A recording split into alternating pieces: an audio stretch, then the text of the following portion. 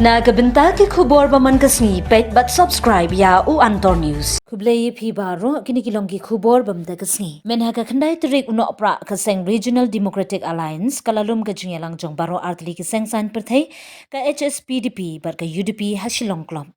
Nagabenta ka jingpen kre ya ka election MDC shaki artli ki district council. Ubati tas tawel khan banong bakalong shisha kaba ibit ban wengno na ka jingkershan. Ondala jan ka election ya thu shakilat pathai khubor bakalong shisha kaba ikam kai.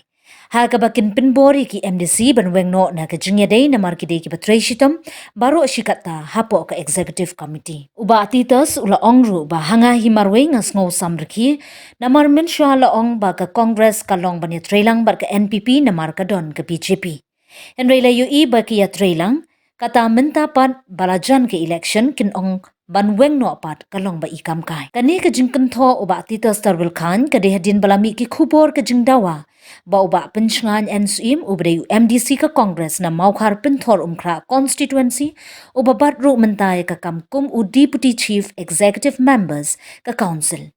Bat urba Roni B Lingdo u MDC na melim bagi deban weng no ka jingkershan ka executive committee ba menta haki HATC. Haba kelipat hatu kene ka jingdawa pa wengno ya ka jingede ki MDC Congress bar ka Executive Committee bala penya da ka NPP ha council ka syudaitang ka jingpinbit election na kaliang uba titas tarwal khan ulaong. Ba ka seng Congress kisngo ba ka jingdon ka seng NPP kamla banne bha ha kene ka election MDC banwan. Ang bakya approve kakamdan bore ban approve ya kalis tong kandidat.